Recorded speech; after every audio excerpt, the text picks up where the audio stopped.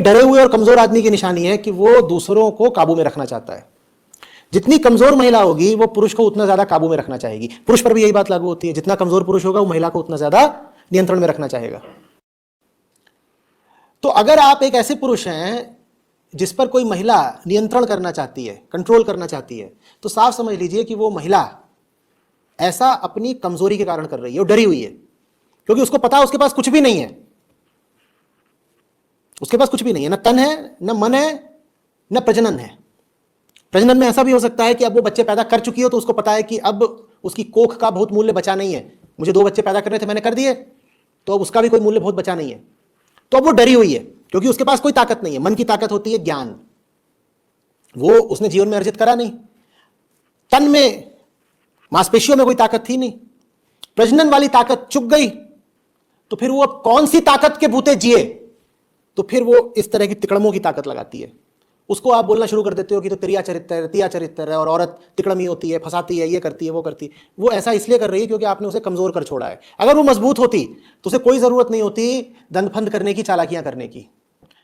लेकिन खेद की बात यह है कि संयोग ऐसे हैं और संस्कार ऐसे हैं कि स्त्री सबसे कम ध्यान देती है मन को मजबूत बनाने पर। ऐसा उसे सिखाया ही नहीं जाता कि तुम्हारी पूंजी ज्ञान है या तुम्हारी पूंजी तुम्हारी कला है या कौशल है।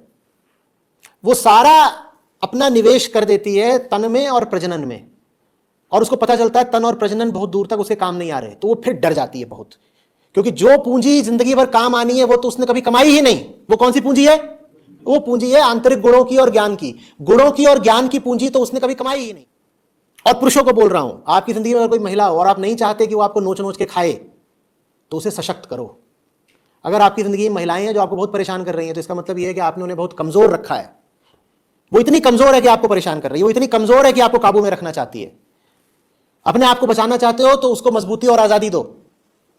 और रिश्तों में पारस्परिक आजादी का सूत्र भी यही है, अब खुद आजादी चाहिए तो दूसरे की आजादी के कारण बनो। तुमने अगर किसी को अपने पे आश्रित बना लिया तो मुझे बताओ वो तुम्हें छोड़ कैसे देगा? वो तो तुम्हें ऐसे पकड़ के रखेगा। जो भी महिलाएं हैं उनको ताकत दीजिए, उनको इस लायक बनाइए कि वो आपकी अनुपस्थिति में भी सशक्त तौर पर खड़ी रह सकें।